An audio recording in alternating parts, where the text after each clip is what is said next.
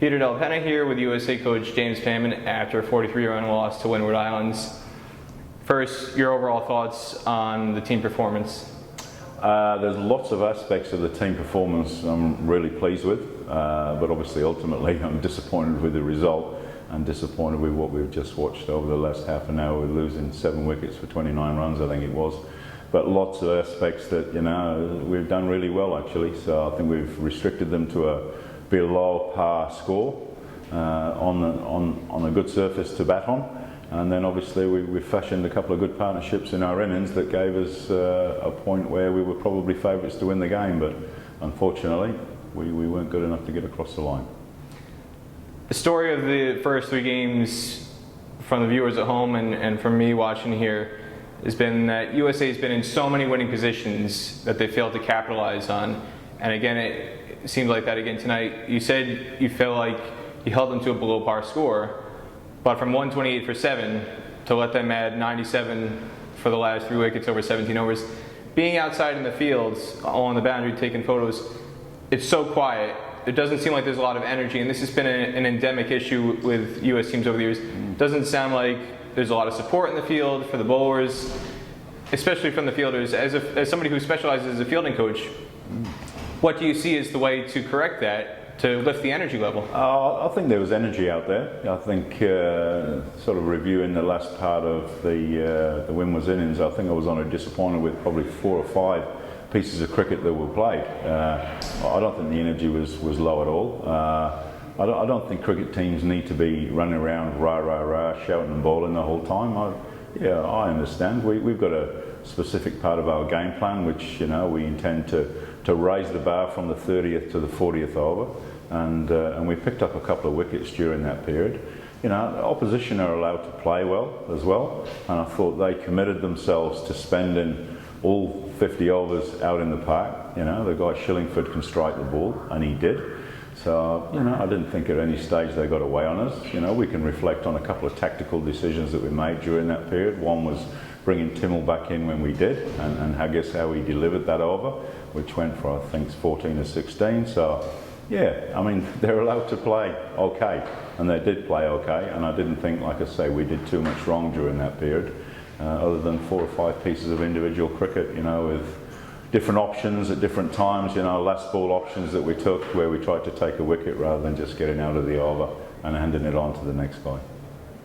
In terms of the bowling approach, that you brought up Timmel as one strategic possible error there just seems like there's a lack of killer instinct in terms of knocking over the tail.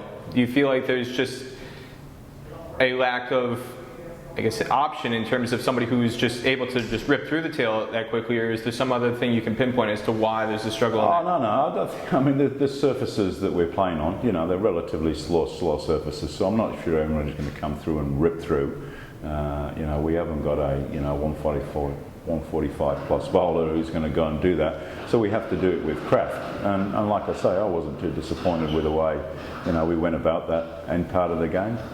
Once again, they committed themselves to using all the balls, and they did that reasonably well, and if we would have done the same, we would have won the game of cricket, but we weren't good enough to do that.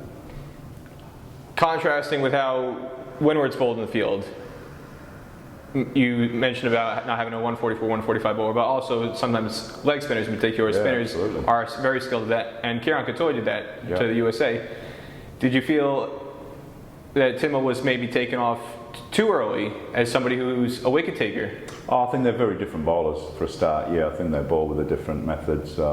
This guy bowls very flat. He definitely gets a lot more spin on it, and I understand he took 5 wickets against our team last year as well in this competition, and he's done it again. So he's obviously got the wood on us, but I think we'll reflect on some of the dismissals, especially after being 153 for 3. We're disappointing dismissals. We were architects of our own demise rather than being bowled out by their leg spinner, but he created pressure, and I thought they created a lot of pressure in the field. I thought they really committed themselves in the field, a lot of very good diving stops and some good catches as well, which always aids the enthusiasm when you are defending a below par total.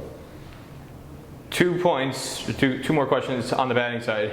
In the power play, counted 51 dot balls. When you have somebody who has a reputation as a striker, like Xavier Marshall, and Stephen Taylor similarly. His first 33 deliveries, he only scored off 3 of his first 33 deliveries, and a lot of it was just pushing back to the bowler. Absolutely. How would you characterize the intent or the lack of intent, especially in the power play when the field is up? I think you've just characterised it there, lack of intent, yeah, and we've just spoke about that as a group, that while the left-arm slow bowler bowls very accurately, he's got a new ball, it's a good wicket, and we need to show more intent. I don't really like that word intent because it can mean many different things to many different people, but I think one thing is positivity.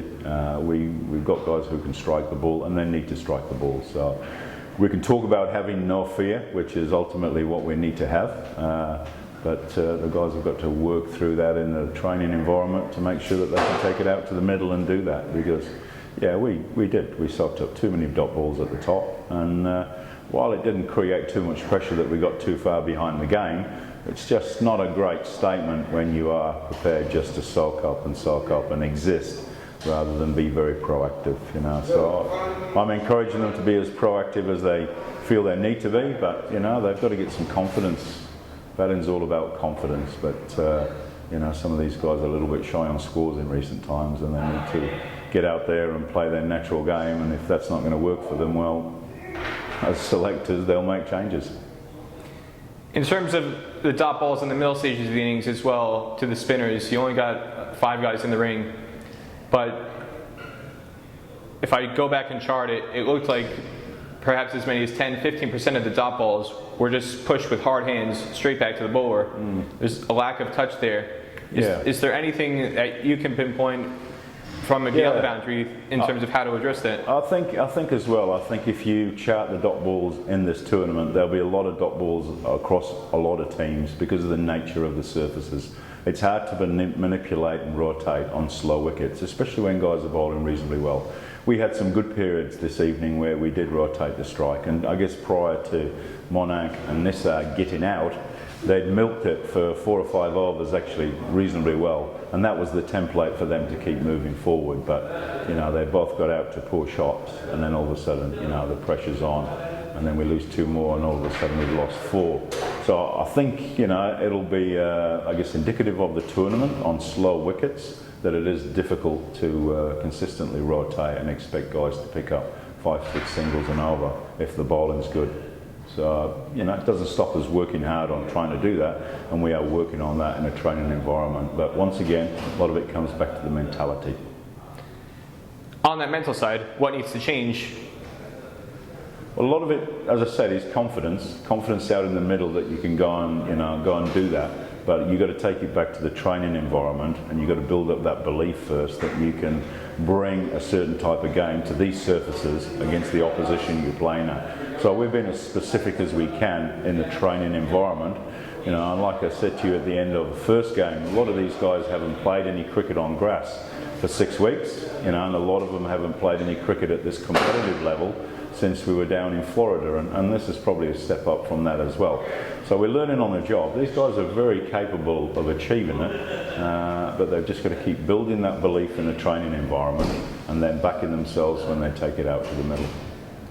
What's the number one thing that needs to change for Friday against Trinidad and Tobago in terms of when you get into winning position, what needs to change to get you guys over the top instead of finding yourselves on the losing end? Yeah, well, we need somebody to play a big boy innings. We've had lots of little contributions. We haven't had a significant performance with the bat, certainly since I've been involved and previous. That's what we lacked in Bermuda at the T20 competition. It's what we lacked in Florida. We won 3 games in Florida out of 4, but we didn't have a significant contribution from one of our batsmen.